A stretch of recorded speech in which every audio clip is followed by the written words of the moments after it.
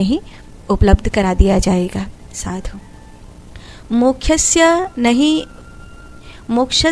नहीं वासी अस्ति न ग्राम्यंतरे में वा अज्ञान हृदय ग्रंथि नाशो मोक्ष इति स्मृताः। ये जो श्लोक है ये शिव गीता का श्लोक है, अष्टावक्र गीता का श्लोक नहीं है, ये शिव गीता का श्लोक है। शिव गीता में भगवान महादेव भैरवी को कहते हैं कि संसार रूपी महासागर को प्राप्त करने के, इसको पार करने के लिए, मोक्ष की जो कामना है इसको पूर्ण करने के लिए लोक लोकांतर में ग्रह अथवा ग्राम में निवास का कोई ऐसा वो नहीं है कि यही स्थान होना चाहिए, यही जगह होनी चाहिए, यही मंत्र होना चाहिए। किसी भी स्थान पर आप हो, किसी भी लोक में आप हो, अज्ञान रूपी अंधकार की जो ये ग्रंथि है इसको हृदय से नाश करने के लिए केवल और केवल चित्त रूपी अपने आत्मस्वरूप में स्थित होकर, अपने प्रकाश स्वरूप में स्थित होकर के एकाग्र होना है। तो हे भैरवी, जैसे दिए के जल जाने से अंधकार नष्ट हो जाता है, ऐसे ही आत्मा में स्थित हुआ वह जीव मुक्त स्वरूप को प्राप्त हो जाता है। वह करता है जो बंधनों से बंधा हुआ है, और जो दृष्टा है वो बंधनों से मुक्त है। जीवन में जो सारे भोग हैं, कर्म हैं, वो सब अहंकार से आए हैं। अहंकार शरीर में बंधनों का कारण बनता है। अहंकार का अपना ही एक परिवार है जिसे बुलाना नहीं पड़ता। अहंकार जहाँ मौजूद होता है वहाँ अहंकार के सभी दोष मौजूद हो जाते हैं। ऐसा भगवान महादेव ने भगवती भैरवी को कहा। भगवान अष्टावक्र अब मूल आधार को बताते हुए 5वां सूत्र कहते हैं, न त्वं विप्रादिको वर्णो नस्रामी नाक्ष गोचराः असंगोसी निराकारो विश्व साक्षी सुखी भवः। वो कह रहे हैं तुम ना ही ब्राह्मण हो, क्षत्रिय, वैश्य, शूद्र आदि ना किसी वर्ण वाले हो, तुम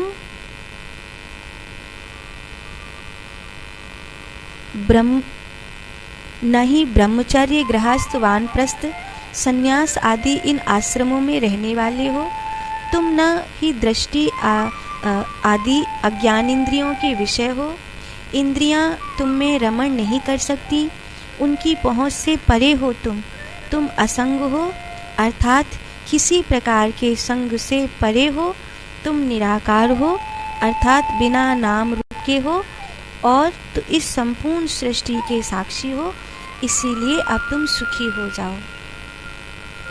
ये महावाक्य बड़ा प्यारा है।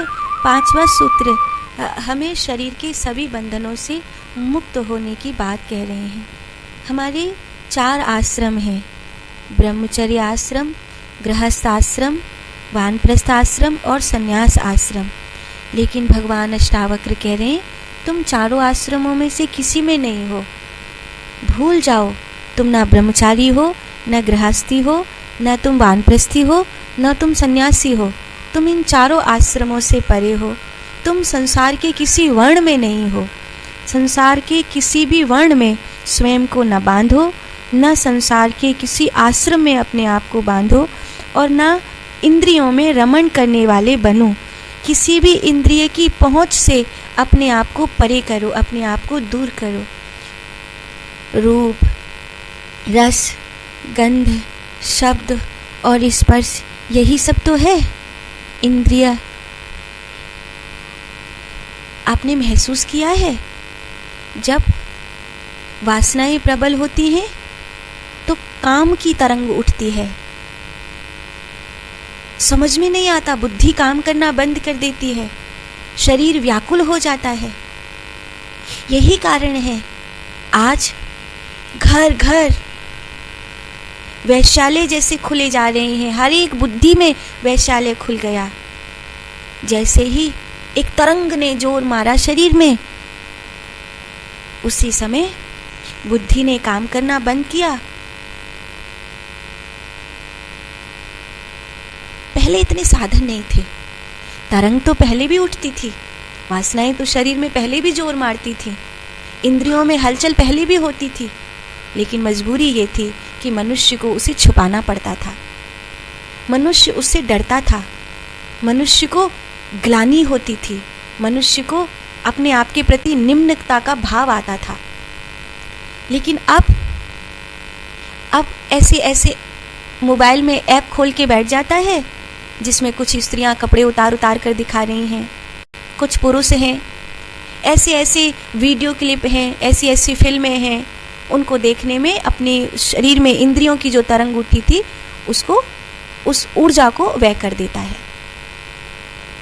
इस तरह ऊर्जा तो व्यय हो जाती है, लेकिन उस ऊर्जा के साथ कहीं ना कहीं दिव्यता भी व्यय हो जाती है, दिव्यता भी खत्म हो जाती है। ऐसे ही क्रोध की तरंग उठती है, ऐसे ही लोभ आदि की तरंग उठती है, ईर्ष्या की तरंग उठती है। सब कुछ अच्छा भला चल रहा था, 2 दाल रोटी खाने को थी घर में, लेकिन फलाने ने इतनी बड़ी कोठियां इकट्ठी कर ली हैं, फलाने की ये हो गया, और हमारे कुछ भी नहीं है। किसी ने व्यंग मार दिया, तुम्हारे ही साथ क्या था, देखो आज उसने कितनी तरक्की कर ली, और तुम हो कि एक छोटा सा घर भी नहीं बनवा पाए अपने लिए।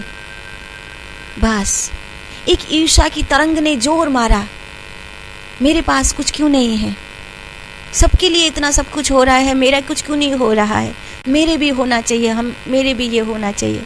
अब तो साम दाम दंड भेद कुछ भी करना पड़े, अब तो उसको पाकर ही छोड़ेंगे। एक तरंग सी उठती है, अच्छी भली दाल रोटी चल रही थी, छोड़कर अशांति में लग गए, दुनिया की ढाई धपेड़ में लग गए। अच्छा भला जीवन चल रहा था, बालक बच्चे खुश थे, सब कुछ चल रहा था। अब न तो खाने का समय, न सोने का समय, न अपनों के पास बैठने का समय। जिनके लिए सब कुछ किया, उनकी खुशियां कहीं ना कहीं खत्म, खुशियां का खत्म, खुशियां नष्ट हो गई। ये जो तरंगे हैं, भगवान अष्टावक्र कहते हैं, तुम ज्ञानेंद्रियों के विषय नहीं हो, तुम कर्मेंद्रियों के विषय भी नहीं हो, कर्मेंद्रियों के विषय भी नहीं हो। शरीर में 10 इंद्रियां हैं, 5 ज्ञानेंद्रिय और 5 कर्मेंद्रिय। नासिका, कान, आँख, मुंह जो जननेंद्रिय के द्वार हैं, ये कर्मेंद्रिय हैं। रूप, रस, गंध, शब्द, स्पर्श ये ज्ञानेंद्रिय हैं। तो 5 ज्ञानेंद्रिय और 5 कर्मेंद्रिय। भगवान अष्टावक्र कहते हैं, पुत्र तुम ज्ञानेंद्रिय के विषय नहीं हो और तुम कर्मेंद्रिय के विषय भी नहीं हो। वो कह रहे हैं, बेटा तुम इन इंद्रियों में रमण करने वाले कैसे हो सकते हो? अब इन इंद्रियों में रमण करने वाले मत बनो। ज्ञान इंद्रियों के विषय को भी, वासनाओं को भी छोड़ दो और कर्मेंद्रियों में भी रमण करना छोड़ दो, और इन सब से असंग होकर तुम किसी भी प्रकार का संग मत करो, निराकार हो जाओ, बिना नाम और रूप वाले। ये आप चलते फिरते नहीं कर सकते। जब आपके काम का समय, तब आप वही करिए जो आपका शरीर का कर्म है। लेकिन ये जो सूत्र है, ये तब का सूत्र है जब आप ध्यान में बैठे हो। अपने कमरे को बंद कर लीजिए, बाहर की आवाज आ रही हो तो रुई ठूंस लीजिए इन कानों में, आंखों को बंद कर लीजिए। और अगर आंख बंद करके दृश्य नहीं जा रहे हो तो सामने दर्पण रख लीजिए। दर्पण में भी बात समझ में नहीं आती हो, तो भगवान का कोई स्वरूप सामने रख लीजिए, कोई तस्वीर जिसमें भगवान की छवि आपको अच्छी लगती हो, उसी तस्वीर को अपने सामने रख लीजिए और बस बिना नाम रूप वाले हो जाइए, निराकार हो जाइए, भूल जाइए सर्वस्व को। और ना कोई मेरा वर्ण है, ना कोई मेरी अवस्था है, न मैं कोई आश्रम, न गृहस्थी हूँ, न वानप्रस्थी हूँ, न सन्यासी हूँ, न ब्रह्मचारी हूँ, न शूद्र हूँ, न वैश्य हूँ, न क्षत्रिय हूँ, न ब्राह्मण हूँ, न किसी इंद्रिय में रमण करने वाला हूँ, ज्ञान इंद्रिय से भी असंग हूँ, कर्मेंद्र से भी असंग हूँ, निराकार साक्षी हूँ। ऐसा हो करके सुखी हो जा। ये बात भगवान अष्टावक्र महाराज जनक को कह रहे हैं। और मुझे लगता है हम में से जो भी ध्यान के मार्ग पर आगे बढ़ रहा है, ब्रह्म तत्व के मार्ग पर आगे बढ़ रहा है, उस सब को भगवान अष्टावक्र ये बात कह रहे हैं। ये बात आपके लिए कही है, ये बात मेरे लिए कही है, मुझे लगता है मेरे लिए कही है। अगर आप एक ध्यानी हो तो ये बात आपके लिए कही है।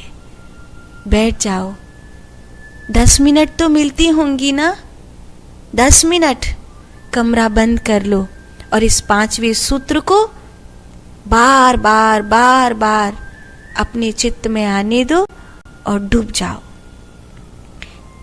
जिन खोजा तिन पाइया, आप इधर डूबेंगे और इधर तैर जाएंगे निसंदेह, इसमें कोई संदेह नहीं है।